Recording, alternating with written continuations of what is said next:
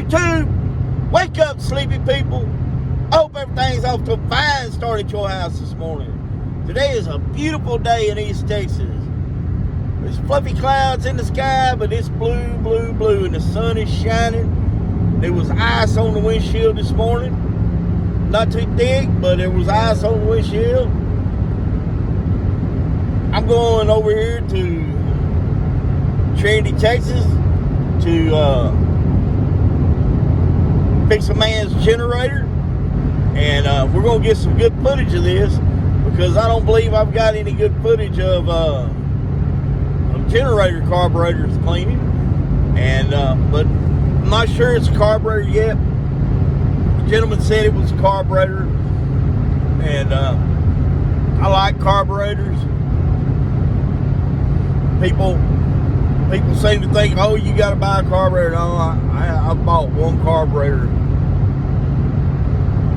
in the last 2 years, and that was simply because it was cheaper to buy that carburetor than to clean the one that was there. You know, and the lady didn't have a whole lot of money to spend, so I just did it that way. But usually, all I do, I clean them. I dip them in Chem Tool for 2 hours, then I boil them, I scrub them after that, and then I boil them for about 20 minutes, drain that water off, and then I put them back in some fresh water, bring them back to a boil them for about 20-25 more minutes, and then blow them out with air, blow them out with some Chem Tool carburetor spray, put them back together, and usually they work real good, real good. Every now and then you get one that just won't clean up. They have to be soaked overnight, but it's not very often that you have to do that. So anyway, that's my process. It takes a good part of the day to do one. So, you know, it's not too terribly labor intensive, but the time is there, so you have to charge for your time. So I do charge. It's a pretty penny for a carburetor clean, and I don't differentiate between big ATV carburetors from say a push motor carburetor. It takes the same amount of time. The only thing you don't have is much to take apart and put back together. Now that's where I don't charge as much for removal and replacement as I on small stuff as I do on ATVs, because a lot of times you have to pull the plastics off and you have to pull the air filter box. I mean, it's pretty labor intensive to get to an ATV carburetor, you know. But that being said, very seldom do I have to stop and go back and say, hey man, I need to buy a kit for this thing. But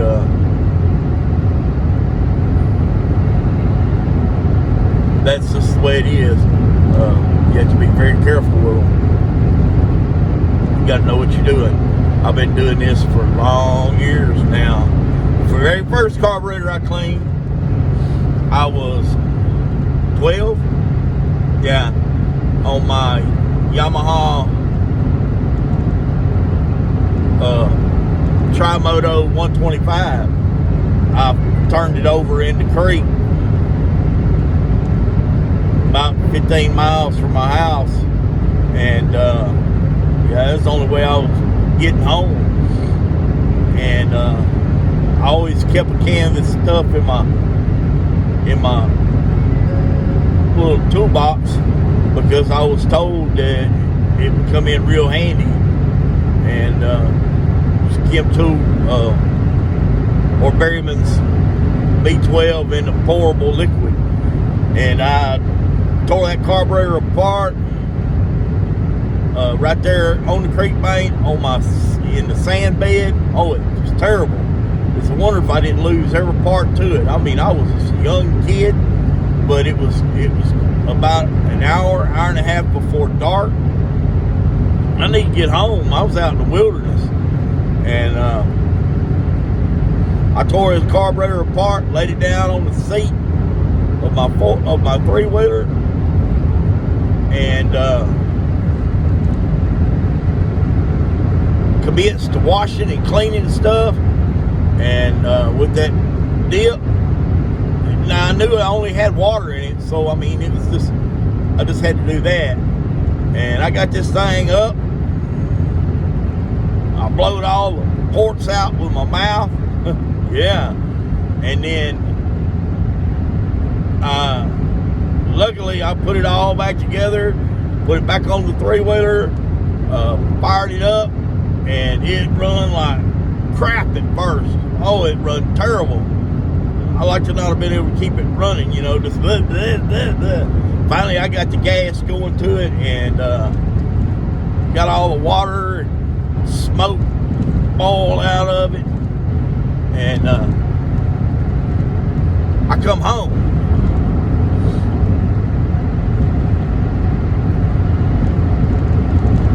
And between there and home, I gutted that thing and run the crap out of it, and it picked on up and it run good. By the time I got home, you couldn't tell that anything had ever happened. My parents never even knew.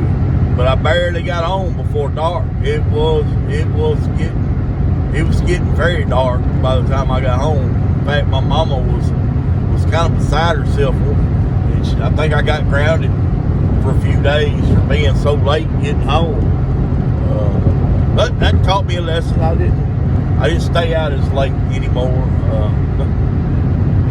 But it did not stop me from crossing water, and so over the next year or two, there ain't no telling how many times I cleaned a carburetor like that, and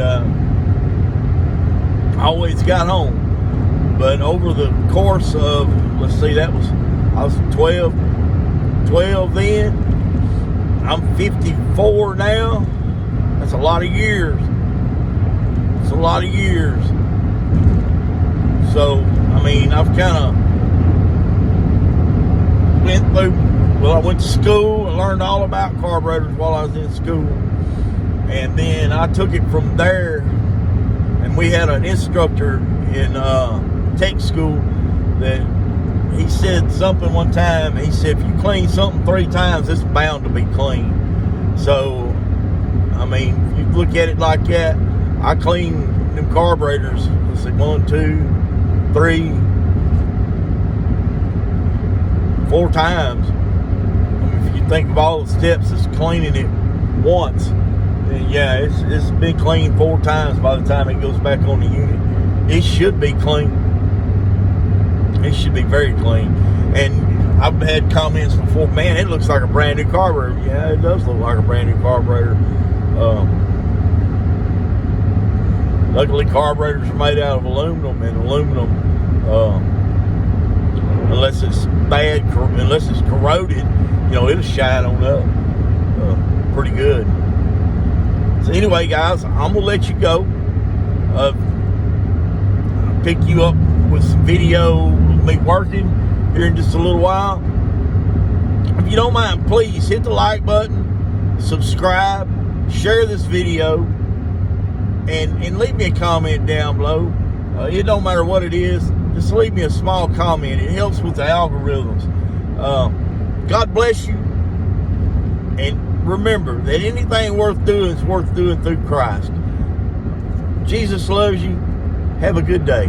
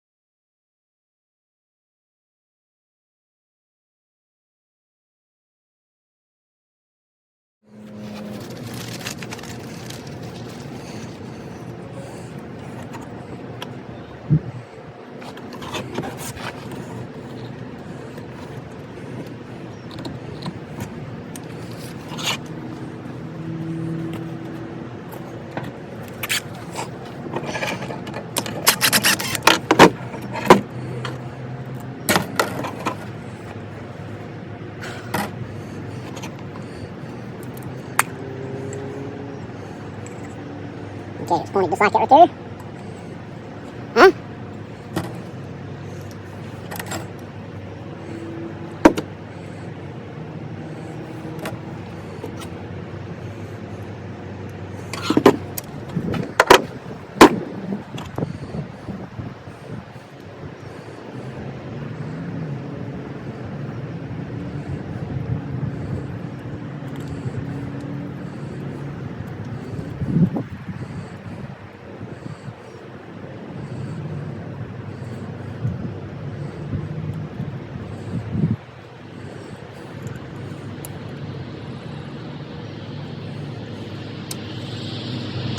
Oh, that's gummed up. I don't see how anything ever run.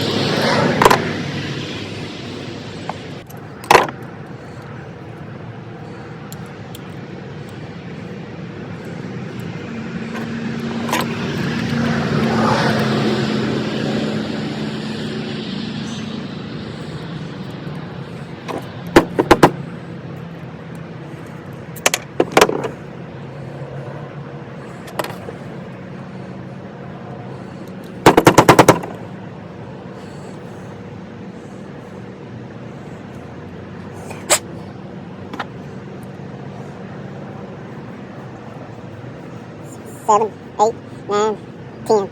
That's 10 turns. 10 half turns, 5 full turns. Go all the way in and turn it 5 times all the way out.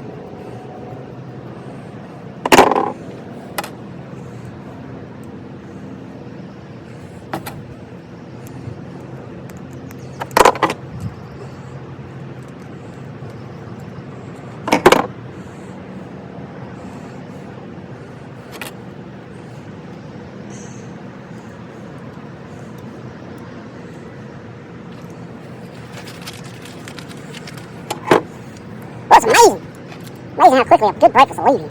I had 3 eggs, 2 pieces of sausage, homemade sausage, and 2 pieces of toast. I'm hungry now.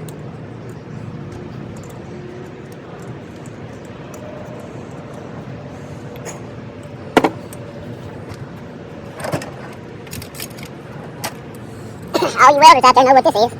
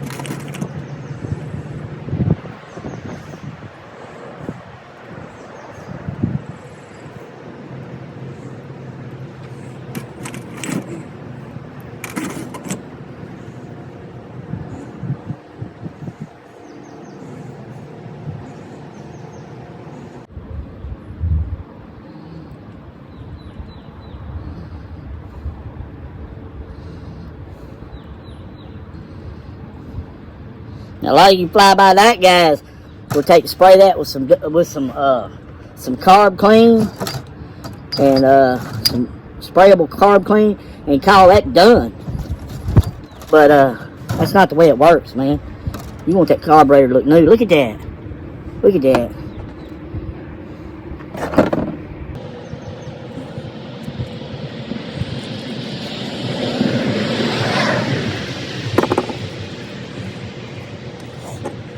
Alright, that's ready to go in the back.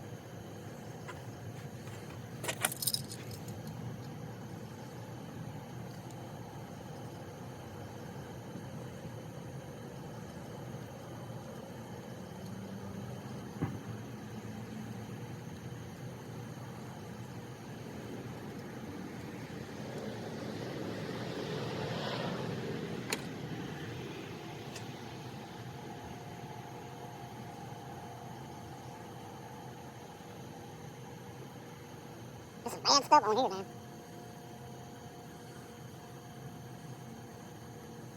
Not to mention the rust.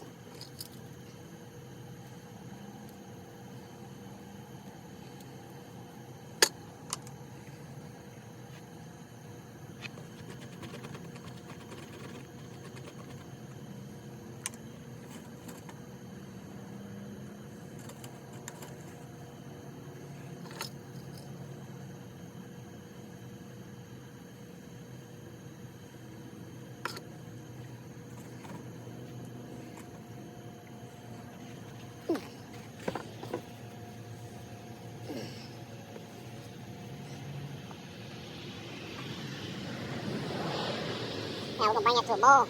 A slight boil, and then put it on simmer for about 20-25 minutes.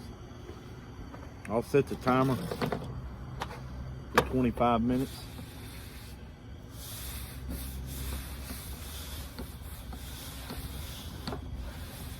And I'll pull it out and change the water. Bring it back to a boil for about 25 more minutes.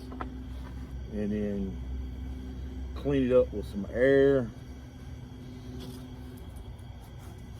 and all that good stuff. I'm gonna go wash this out.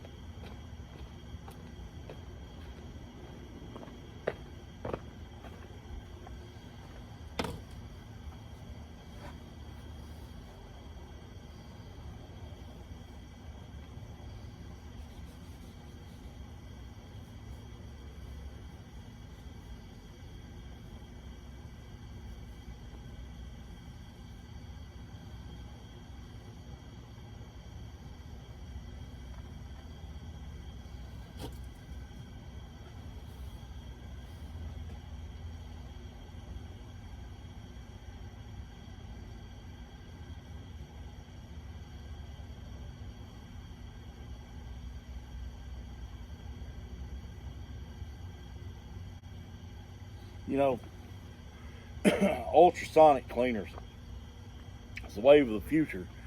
And if I had a shop, I would build my own large ultrasonic cleaner, and I would build a rather large one.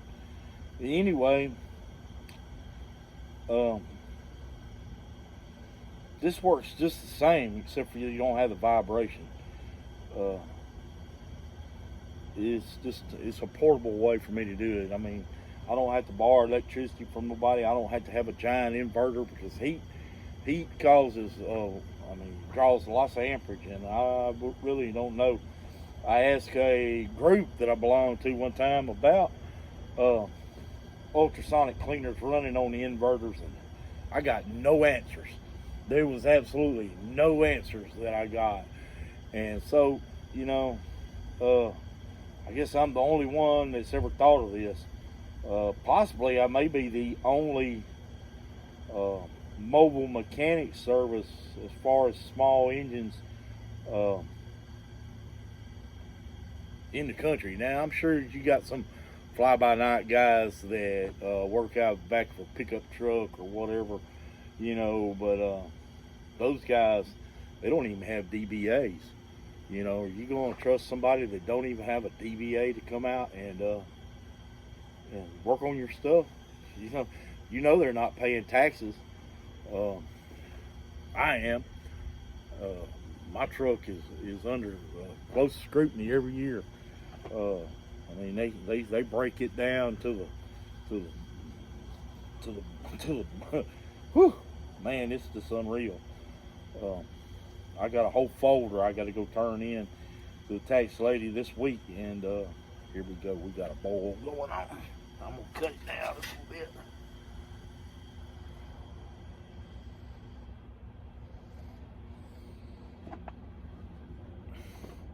But what's his name? That old goofy guy up in Indiana or wherever he's at, Illinois, wherever he's at, likes to wear them Bubba teeth to make fun of rednecks. Well, can't think of his name. Terrell. That's him, that goofy rascal. I don't see how they stay in business.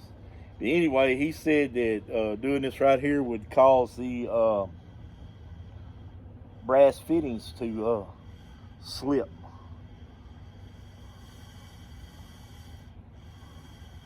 And come out. I've been using this method since 2007. I've never had one come out. Never. I don't push on them. I don't blow on them till they're cool. But I mean, those brass fittings and those plugs are pressed in there. They're like, oh geez, the tolerances on them are so tight, you know, they're pressed in there so tight that if they come out, there's something wrong to begin with. Yes. And so, you know, I've just never even thought about it till he said something about it. And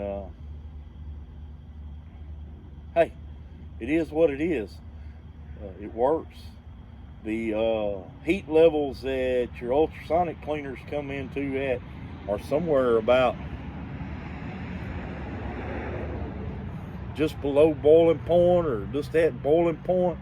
I mean, so you might as well, you get your bubbles and stuff off of your the vibration. That's all the ultrasonic is vibration. You can hook up a not a belt sander, but one of them vibratory sanders to a metal box and fill it full of hot water, and you got the same thing. That's just absolutely it, you know. Let's do it this way. I always have. My first shop, when I first started with it, I had water. I had running water, but I didn't have no hot water heater. And I had a fish cooker, and I had a pot. In fact, it was this very same pot right here. I sure hated to turn it loose because it was my favorite camping pot, but I got it out and used it. And first time I used it, you know, I come out with good results, and it was like, hey, I'm on to something. And that's just the way I've been doing it ever since. When I worked in a dealership, and they had a hot water heater that was mounted up on the wall above the sink. It was like a 20 or 40 gallon hot water heater. You couldn't stick your hands under the water. So I would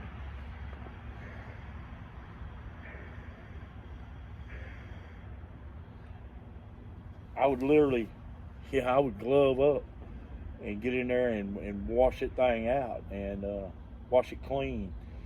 And this here does just as good a job as that did. You know, you don't waste near as much water. I think about 1.5 gallons of water is all I need to do this. And I guess I ought to set my timer.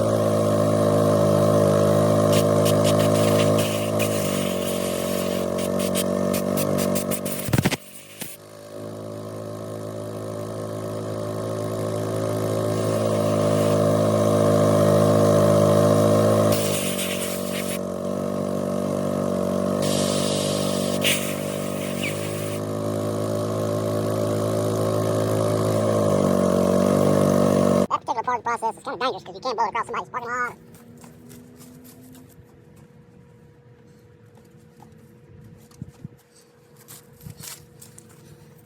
Well, by the time that sun goes down behind the clouds, it gets cold again.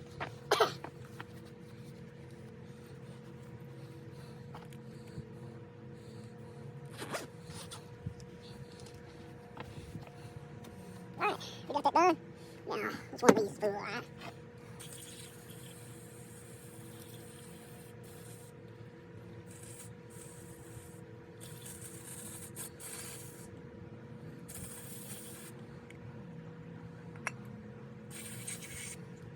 Alright, does all that.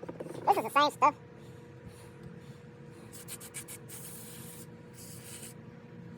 This doesn't say professional on it. The warning, this causes cancer.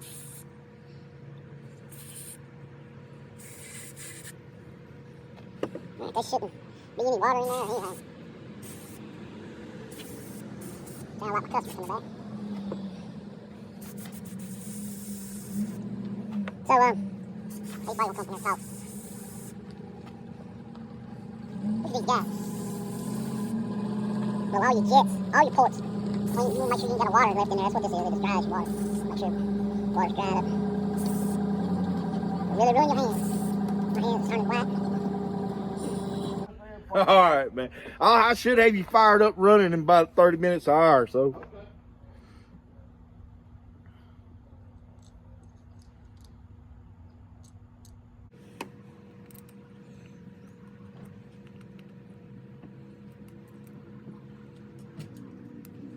Got a rough spot on it. Things me and talk about. There's one. Alright. Now, this little puppy here slides in there. This little baby here goes in there, like so. Get this hose in there.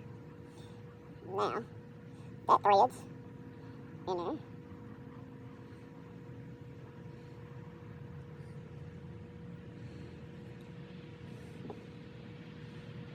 Now, this was threaded all the way in.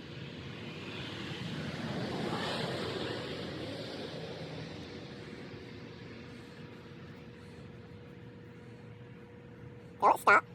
Yeah. So it stopped. And I turned it 5 complete turns out. So that's 1 half, 1 half, 2, 1 half, 3, 1 half, 4, 1 half, 5. There you go. That should be set just right. All right. Now, need to put our float in there. Just before you put your float in there,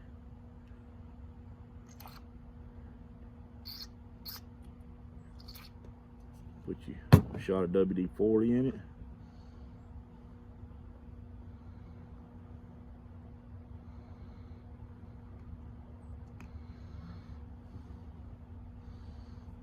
Drop your float in place, needle in place, slide your pin in. All right.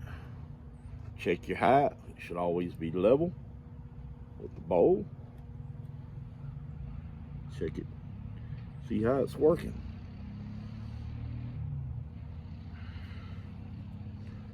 Now we got a rubber gasket.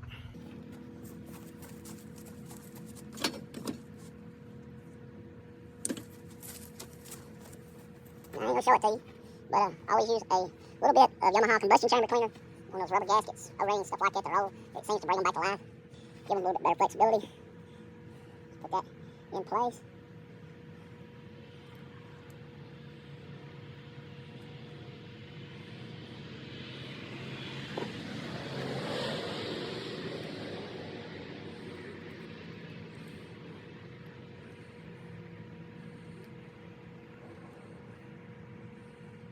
Ah.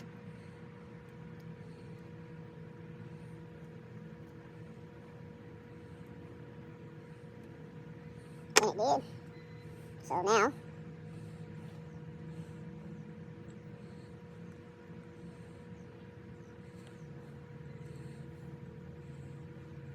I guess it was just stuck. I thought it had a locking mechanism. Imagine that. Okie dokie.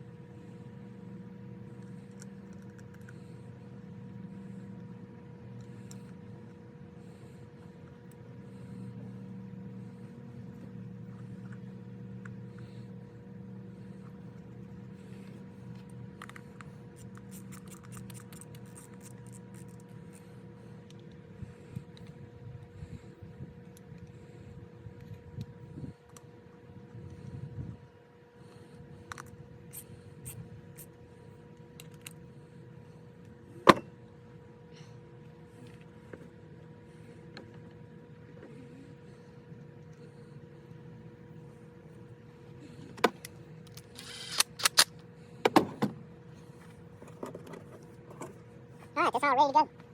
Slide that in place. Set your linkage up out of the way.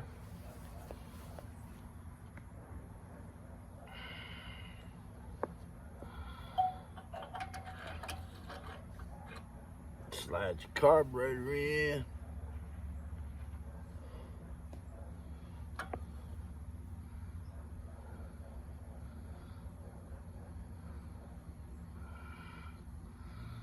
Put your gasket on there.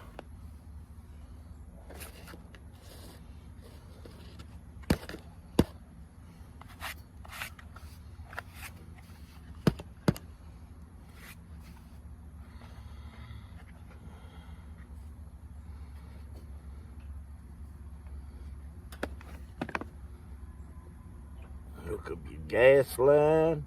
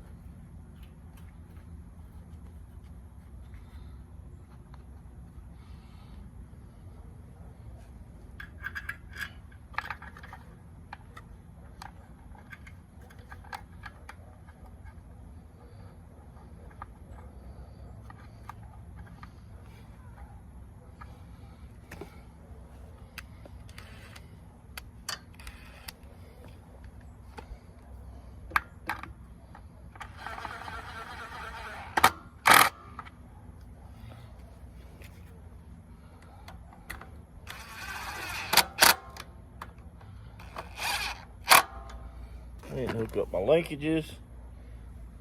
It won't make it too difficult. You can still get to it. So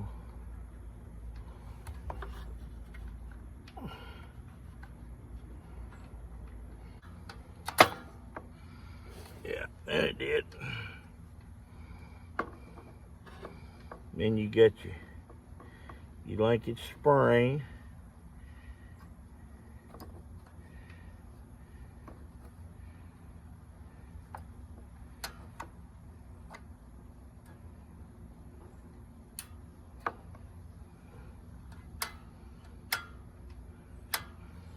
That works.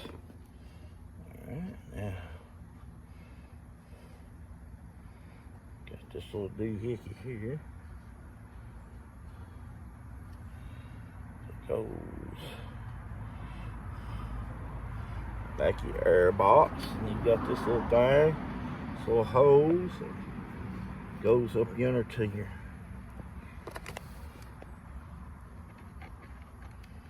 valve.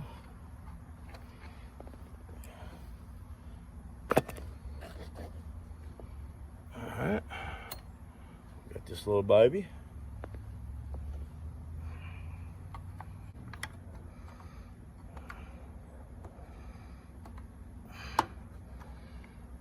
Put them, they got positioning pins.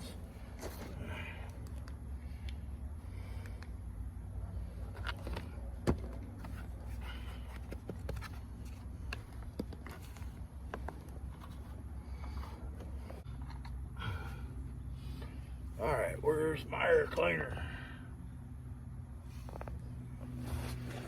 Here we go.